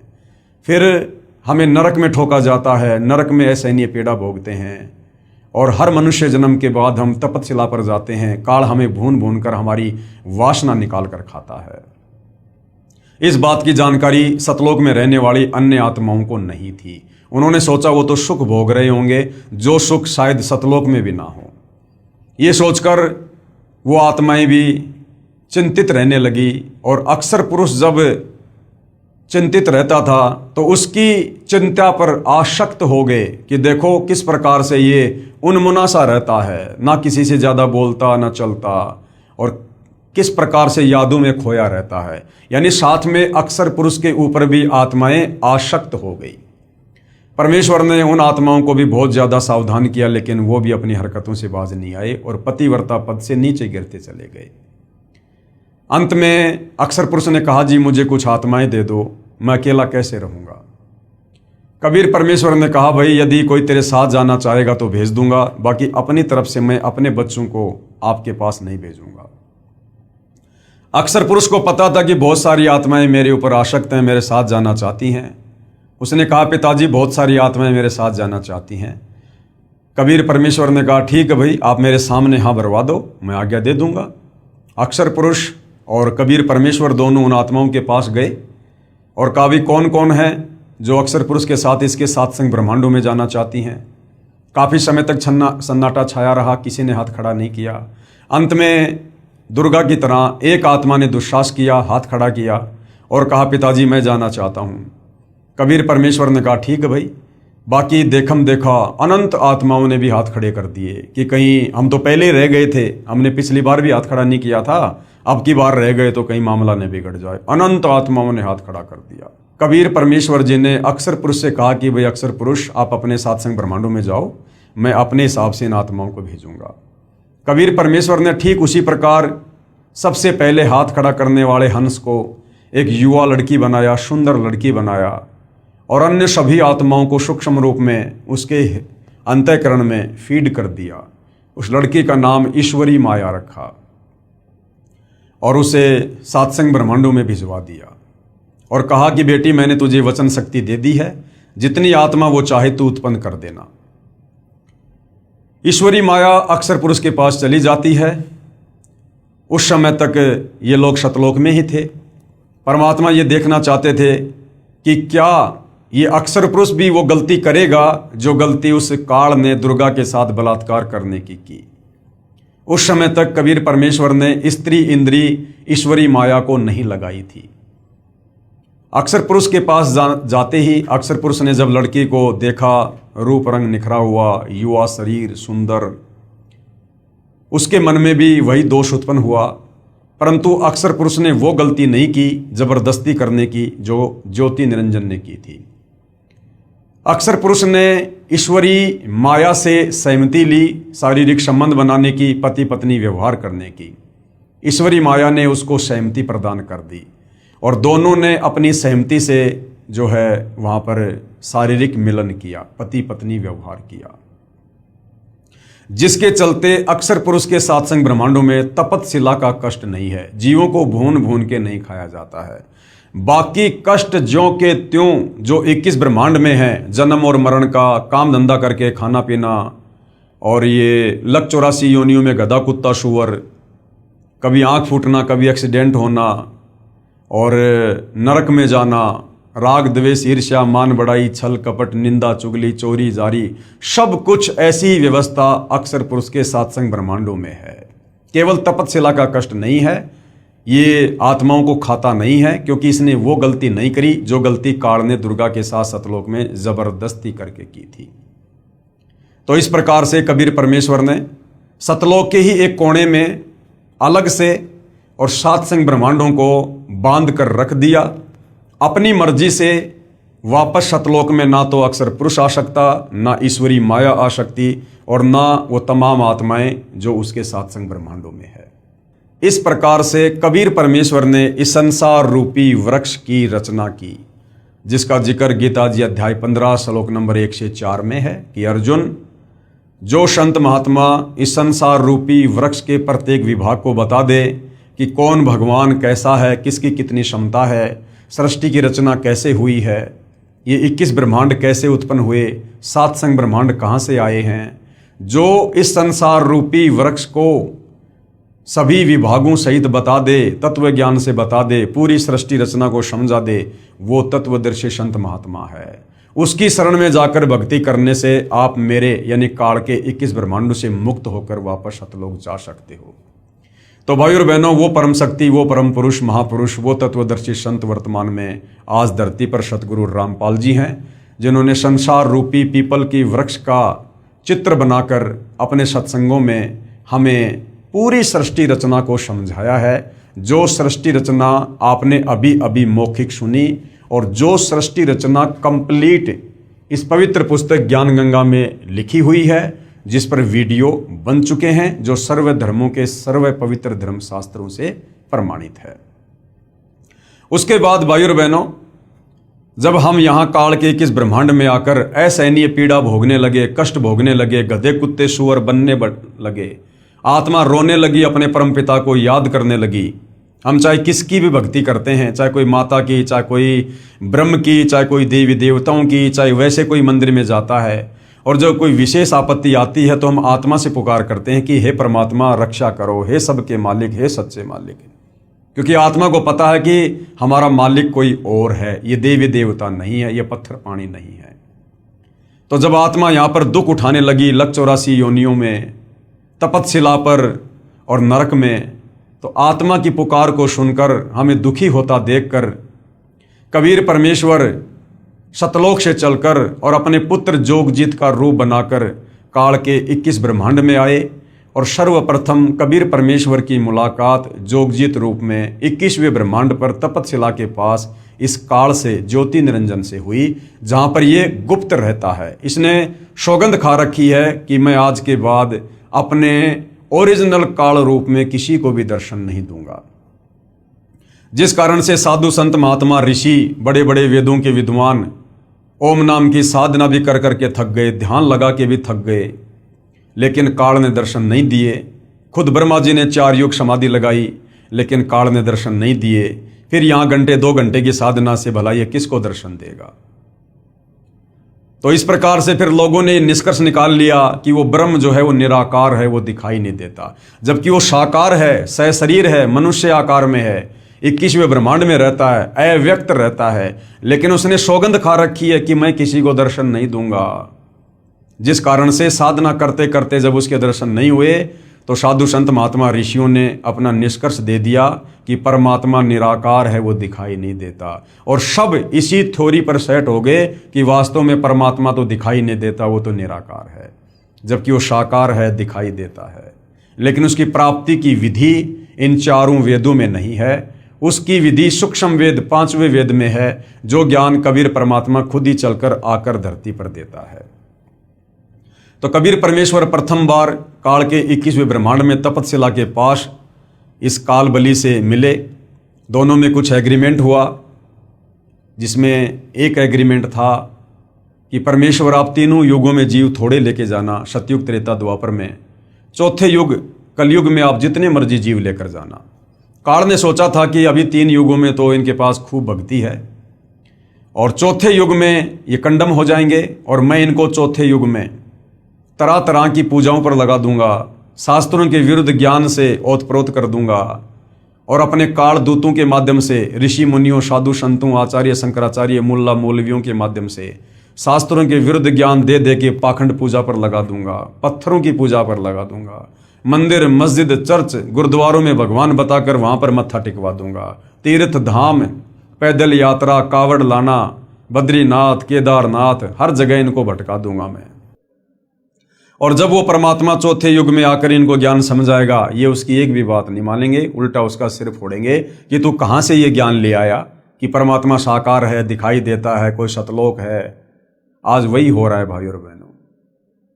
आज 90% आत्माएं सतगुरु रामपाल जी के द्वारा बताई जा रही यथार्थ सृष्टि रचना को उस अज्ञानता के चलते, जो अज्ञानता हम सदियों से सुनते आ रहे हैं, जो शास्त्र विरुद्ध साधना हम सदियों से करते आ रहे हैं, हमारे दिलो दिमाग में यही बैठा दिया गया है कि परमात्मा निराकार है।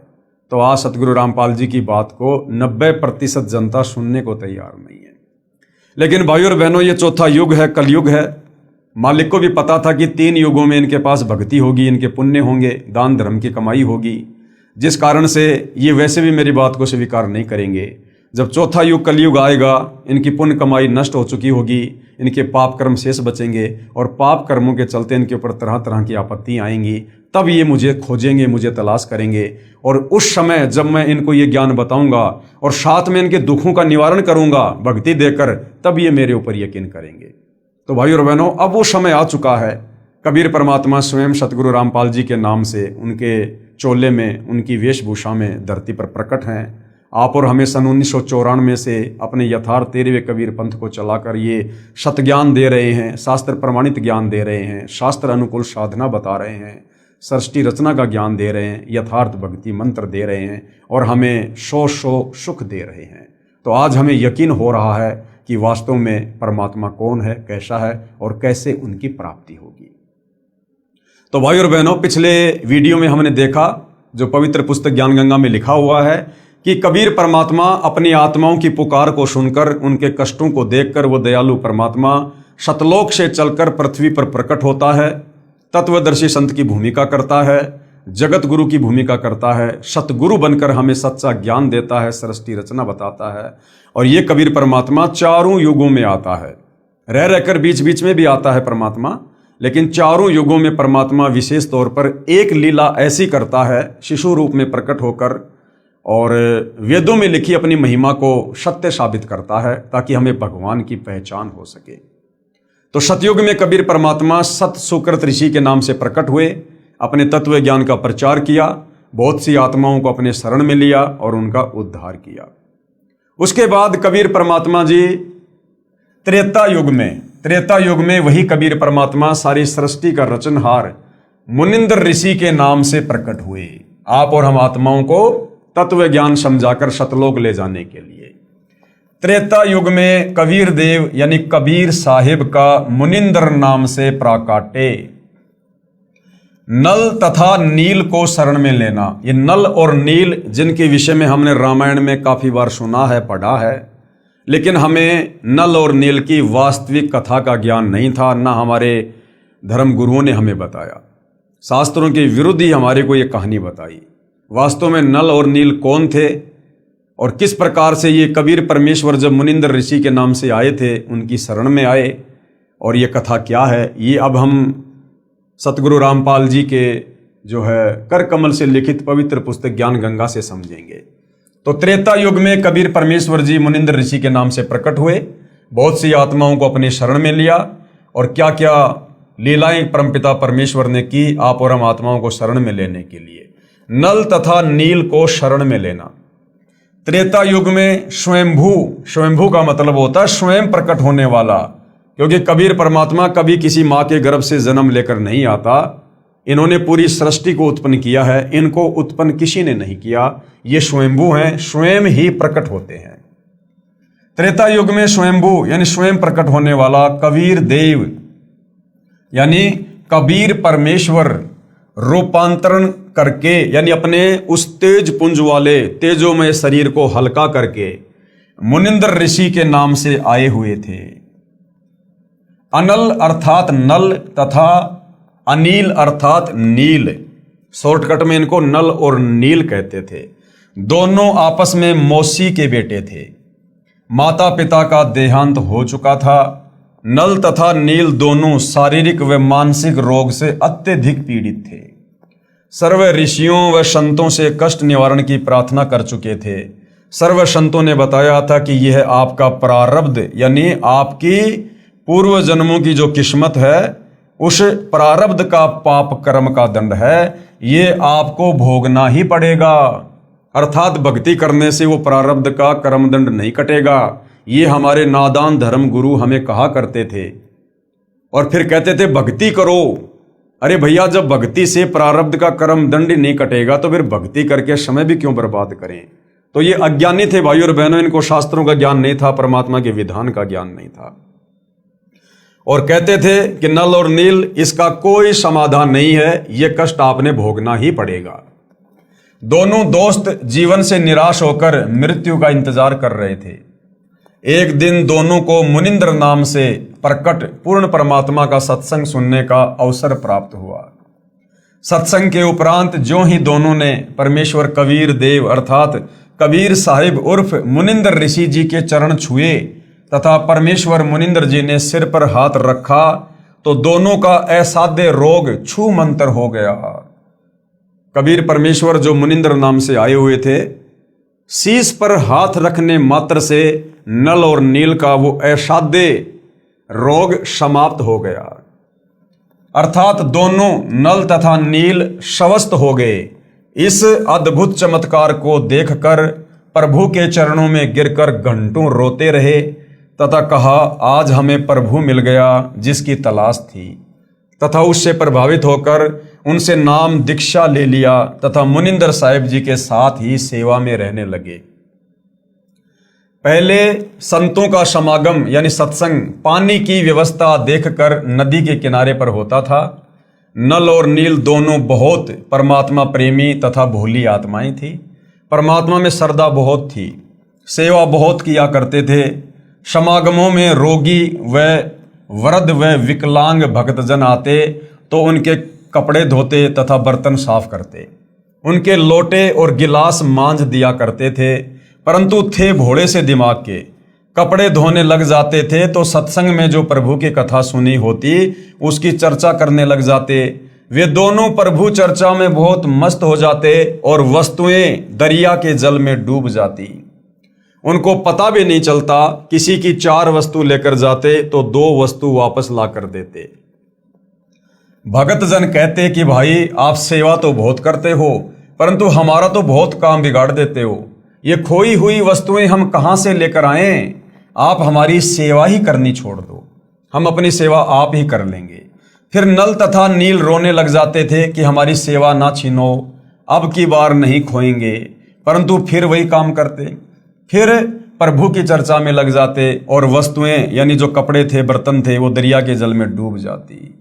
भगत जनों ने ऋषि मुनिंद्र जी से प्रार्थना की कि कृपया आप नल तथा नील को समझाओ, ये ना तो मानते हैं और ना मना करते हैं। हम मना करते हैं तो रोने लग जाते हैं, हमारी तो आधी भी वस्तुएं वापस नहीं लाते। ये नदी किनारे सत्संग में सुनी भगवान की चर्चा में मस्त हो जाते हैं और वस्तुएं डूब जाती हैं।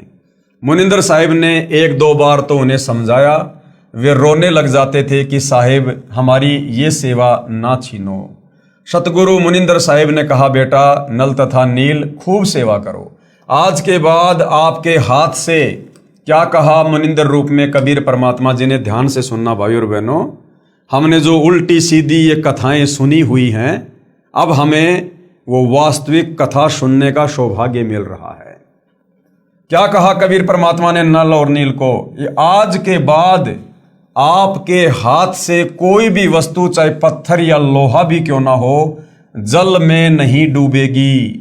मुनिंदर साहिब ने उनको ये आशीर्वाद दे दिया कि चाहे लोहे की वस्तु हो, चाहे पत्थरी क्यों ना हो, तुम्हारे हाथ से जो जल में छोड़ा जाएगा, कोई भी वस्तु जल में नहीं डूबेगी, वो वहीं तैरती रहेगी। अब गुरुदेव भगवान कह रहे हैं कि आपने रामायण सुनी है। एक समय की बात है कि सीता जी को रावण उठाकर ले गया। भगवान राम को पता भी नहीं कि सीता जी को कौन उठा ले गया। श्री रामचंद्र जी इधर उधर खोज करते, हनुमान जी ने खोज करके बताया कि सीता माता लंकापति रावण यानी राक्षस की कैद में है। पता लगने के बाद भगवान राम ने रावण के पास शांति दूत भेजे तथा प्रार्थना की कि सीता लौटा दे, परंतु रावण नहीं माना। युद्ध की तैयारी हुई। तब समस्या ये आई कि समुद्र से सेना कैसे पार करें। भगवान श्री रामचंद्र जी ने 3 दिन तक घुटनों पानी में खड़ा होकर हाथ जोड़कर समुद्र से प्रार्थना की कि रास्ता दे दो, परंतु समुद्र टस से मस नहीं हुआ। जब समुद्र नहीं माना, तब श्री राम ने उसे अग्नि बाण से जलाना चाहा। भयभीत समुद्र एक ब्राह्मण का रूप बनाकर सामने आया और कहा कि भगवान, सबकी अपनी अपनी मर्यादाएं हैं, मुझे जलाओ मत, मेरे अंदर ना जाने कितने जीव जंतु बसे हैं। अगर आप मुझे जला भी दोगे तो भी आप मुझे पार नहीं कर सकते, क्योंकि यहां पर बहुत गहरा गड्ढा बन जाएगा जिसको आप कभी भी पार नहीं कर पाओगे। समुद्र ने कहा, भगवान ऐसा काम करो कि सर्प भी मर जाए और लाठी भी ना टूटे, मेरी मर्यादा भी रह जाए और आपका पुल भी बन जाए।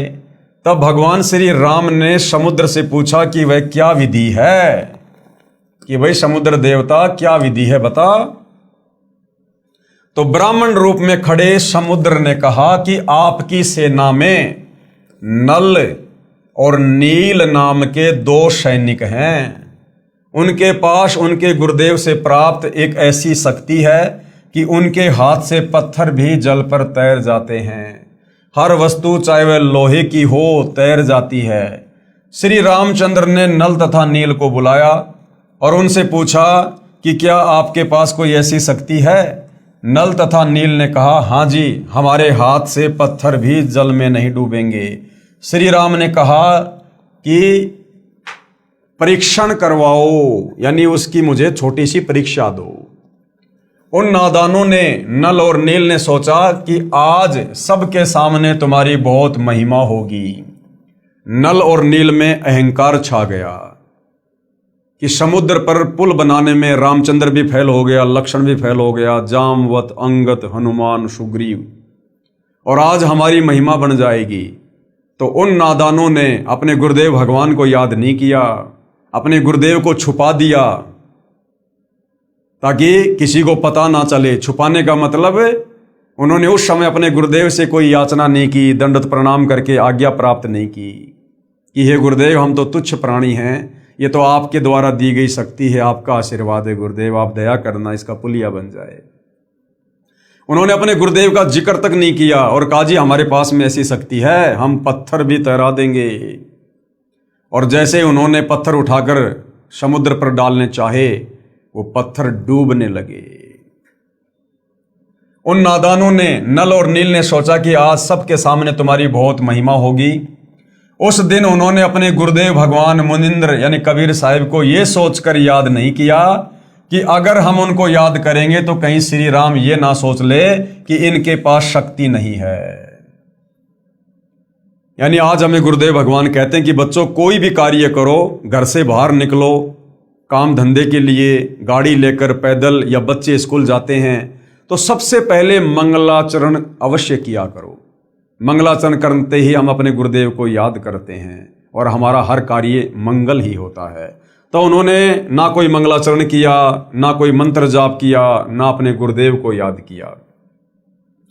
तो उन्होंने सोचा कि अगर हम उनको याद करेंगे तो कहीं श्री राम ये ना सोच ले कि इनके पास शक्ति नहीं है, ये तो कहीं और से मांगते हैं। उन्होंने पत्थर उठाकर पानी में डाला तो वह पत्थर पानी में डूब गया। नल तथा नील ने बहुत कोशिश की, कई बार कोशिश की, परंतु उनके पत्थर नहीं तैरे, क्योंकि कबीर परमेश्वर ने, जो मुनिंदर ऋषि के नाम से थे, उन्होंने शक्ति वापस ले ली। तब भगवान राम ने समुद्र की ओर देखा, मानो कहना चाह रहे हो कि आप तो बहुत झूठ बोलते हो, इनमें तो कोई शक्ति नहीं है। समुद्र ने कहा, नल नील, आज तुमने अपने गुरुदेव को याद नहीं किया। नादानों, अपने गुरुदेव को याद करो। वे दोनों समझ गए कि आज तो हमने गलती कर दी। उन्होंने सतगुरु मुनिंदर साहिब जी को याद किया। सतगुरु मुनिंदर यानी कबीर साहिब वहां पर पहुंच गए। भगवान रामचंद्र जी ने कहा कि हे ऋषिवर, मेरा दुर्भाग्य है कि आपके सेवकों के हाथों से पत्थर नहीं तैर रहे हैं। मुनिंदर साहिब ने कहा कि अब इनके हाथ से तैरेंगे भी नहीं, क्योंकि इनको अभिमान हो गया है। सतगुरु की वाणी ये प्रमाण करती है कि गरीब जैसे माता गर्भ को राखे जतन बनाए, ठेस लगे तो क्षीण हो तेरी ऐसे भक्ति जाए।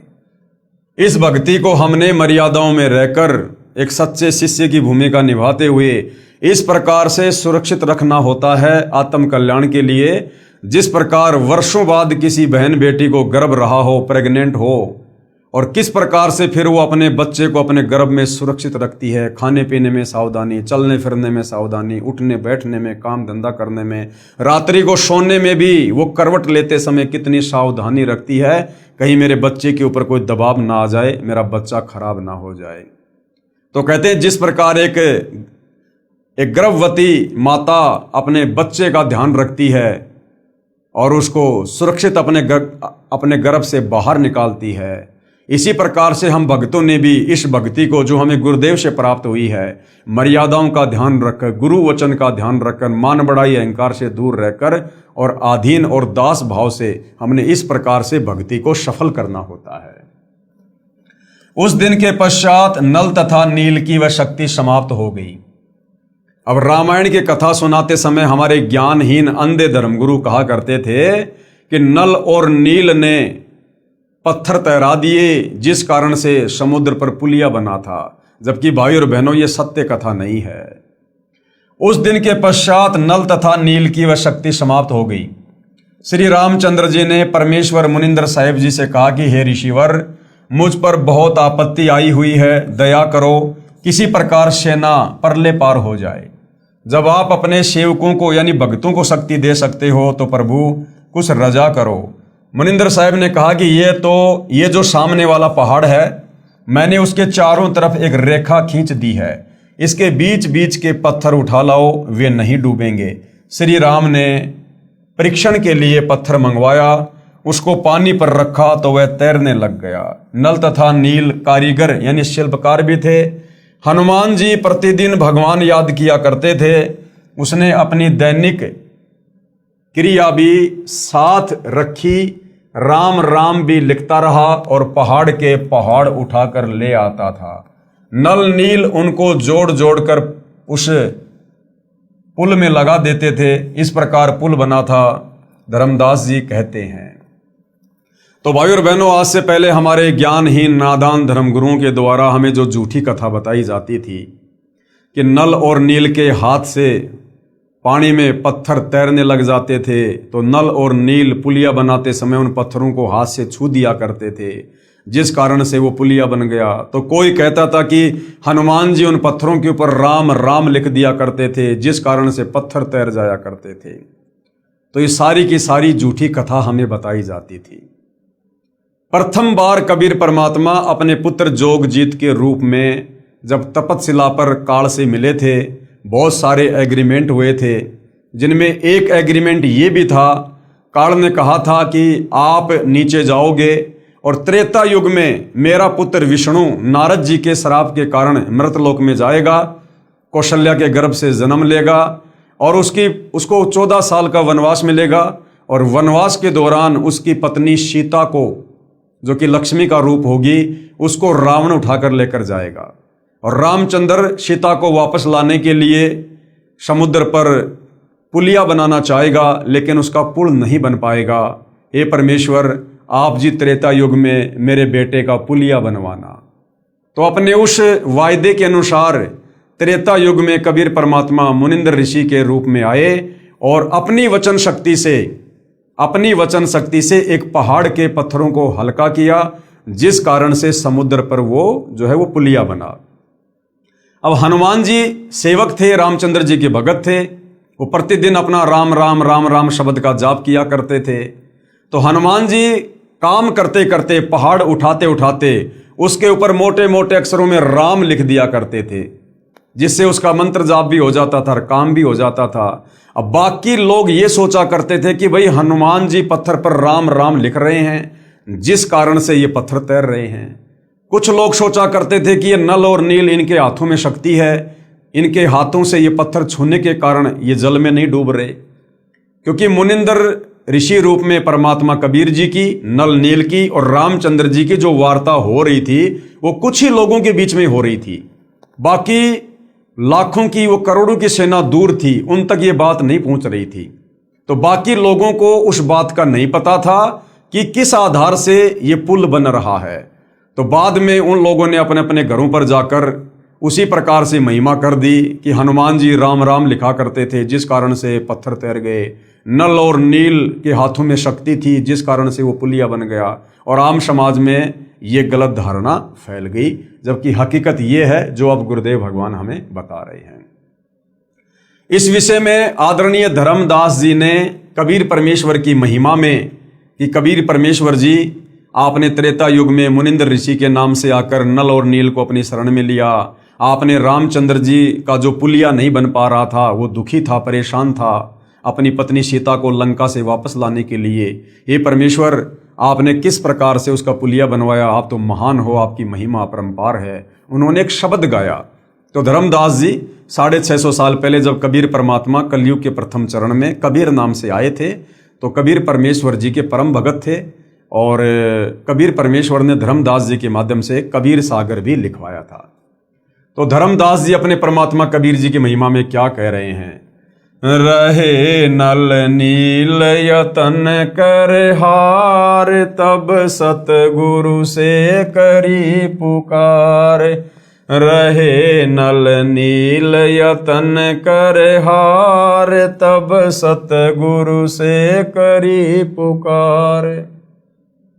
जब नल और नील 2-4 बार पानी में पत्थर डालकर फैल हो गए, फिर अंत में उन्होंने अपने गुरुदेव से प्रार्थना की, माफी मांगी। तब वहां मुनिंद्र रूप में कबीर परमात्मा जी वो प्रकट हुए। रहे नल नील यतन कर हार, तब सतगुरु से करी पुकार। जा सत रेखा लिखी अपार, सिंधु पर शिला तिराने वाले। धन धन सतगुरु सत कबीर, भगत की पीर मिटाने वाले। उसके बाद कबीर परमात्मा ने जो रेखा खींची थी उस पहाड़ के चारों तरफ और पत्थरों को हल्का किया था, उसके कारण सिंधु यानी समुद्र पर वो शिला यानी वो पत्थर तैरे और वो पुलिया बना। इस प्रकार कबीर परमात्मा जी को धर्मदास महिमा दे रहे हैं कि हे कबीर परमात्मा, आप जी धन्य हैं और आप अपने भक्तों की पीड़ा को देख नहीं सकते। कोई कहता था कि हनुमान जी ने पत्थर पर राम राम लिख दिया था, इसलिए पत्थर तैर गए। कोई कहता था कि नल नील ने पुल बनाया था। कोई कहता था कि श्री राम ने पुल बनाया था। परंतु ये सत कथा ऐसे है जैसे आपको ऊपर बताई गई है। आगे शत कबीर की साखी पेज नंबर 179 से 182 तक। पीव पिछाण का अंग। कबीर तीन देव को सब कोई ध्यावे, चौथे देव का मरम न पावे। कहते तीन देवताओं को सृष्टि रचना के ज्ञान के अभाव में, शास्त्र अनुकूल साधना के अभाव में तीन देवता ब्रह्मा विष्णु महेश को तो हर कोई ध्यान लगाता है, हर कोई पूजा करता है, लेकिन चौथे देव का मर्म न पावे। चौथा कौन? इनका पिता काल ब्रह्म, जो गुप्त रहता है। वेदों में, गीता में जिसको ब्रह्म कहा गया है, जिसने श्री कृष्ण जी के शरीर में प्रवेश करके गीता जी का ज्ञान बोला, कहते हो चौथे का तो कोई भेद भी नहीं जानता। तीन देव को सब कोई ध्यावे, चौथे देव का मर्म न पावे।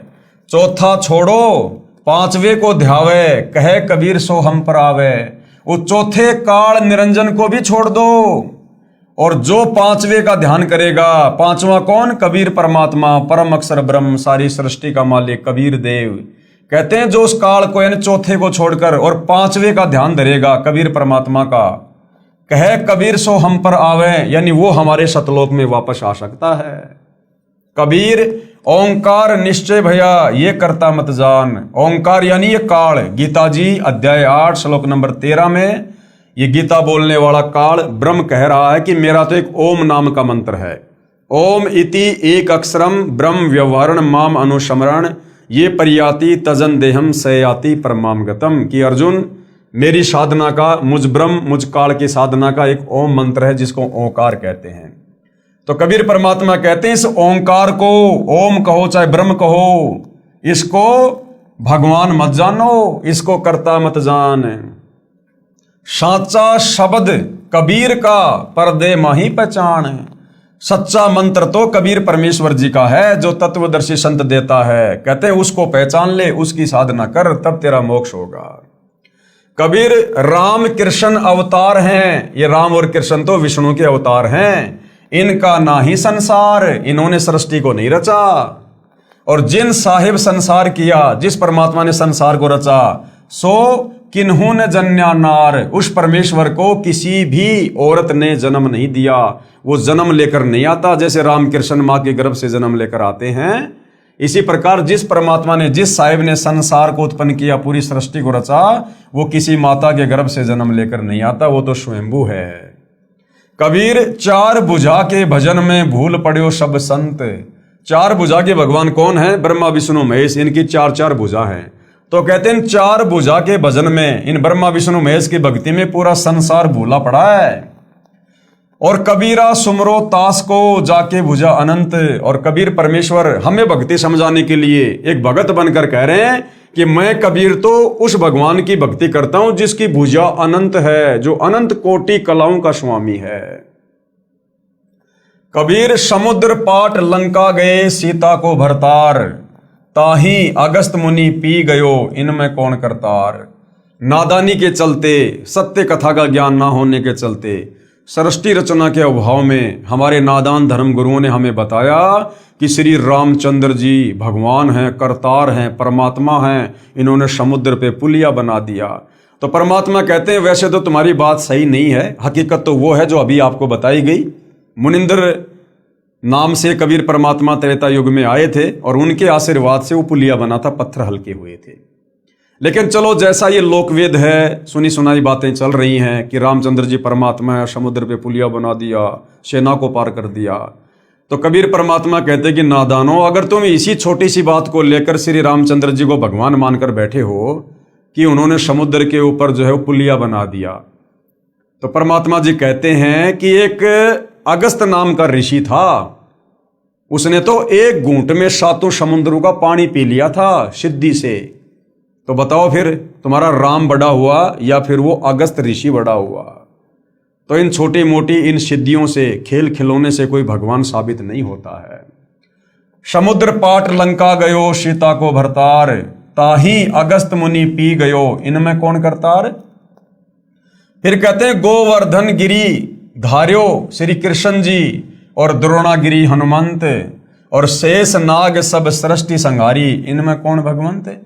दूसरा, हम लोग अध्यात्म की जानकारी ना होने के चलते कहा करते थे कि श्री कृष्ण जी ने गोवर्धन पर्वत को अपनी उंगली पर धारण कर लिया, जिस कारण से हम उनको भगवान कहने लगे।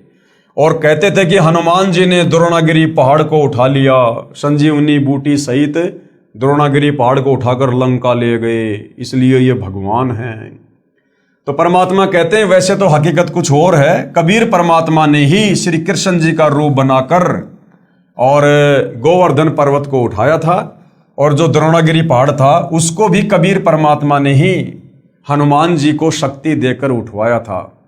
लेकिन ये भाई और बहनों, जब हमें सतगुरु रामपाल जी के सत्संग सुनेंगे, सृष्टि रचना को समझेंगे, तब हमें पता चलेगा कि कबीर परमात्मा के अलावा सारी सृष्टि में चाहे हनुमान हो, चाहे शनि देव हो, चाहे 33 करोड़ देव हो, चाहे ब्रह्मा विष्णु महेश हो, चाहे काल और दुर्गा है, ये सब जीव श्रेणी में है। जीव श्रेणी में ये कुछ नहीं कर सकते, करने करवाने वाला कबीर भगवान है।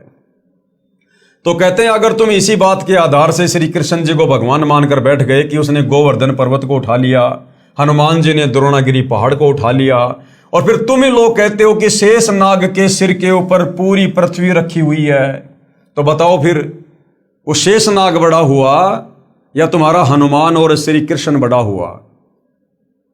अरे वो द्रोणागिरी पहाड़ और वो गोवर्धन पर्वत जिस धरती पर हैं, उस धरती को तुम कहते हो कि शेष नाग अपने सिर पर रखे हुए हैं, तो बताओ फिर सबसे बड़ा भगवान कौन हुआ? तो कहने का मतलब है ये केवल दंत कथा है, आदि अधूरी ये कथा है। किसी शेष नाग के सर के ऊपर पृथ्वी नहीं टिकी हुई है। ये पृथ्वी परमपिता परमेश्वर के वचन से अपनी जगह पर स्थिर है, घूम रही है। जैसा भी है परमेश्वर के वचन से। हमने सृष्टि रचना में पढ़ लिया कि कबीर परमेश्वर जी ने इस काल को श्राप दिया था, जिस कारण से इसके 21 ब्रह्मांड सतलोक से विमान की तरह चल पड़े और सतलोक से 16 संकोश की दूरी पर आकर परमेश्वर के वचन से स्थिर हो गए।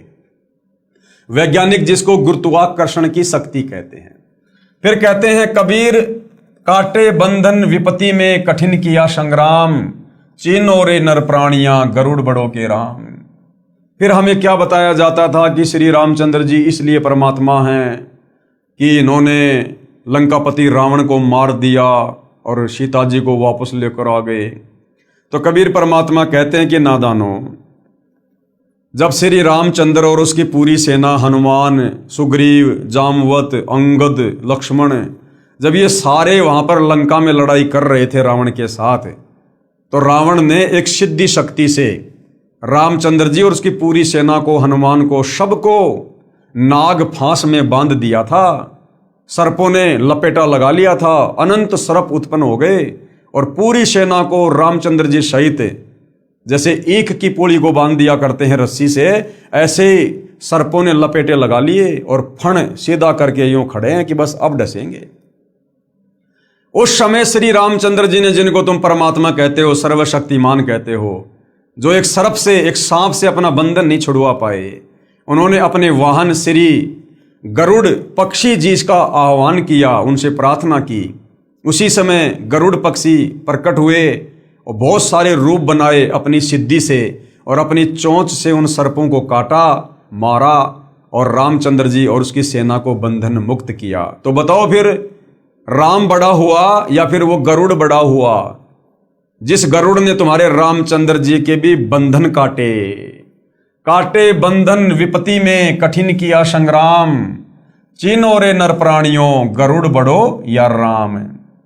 कबीर कहे कबीर चित चेत हूं शब्द करो निर्वार, श्री राम ही करता कहत भूल पड़ो संसार।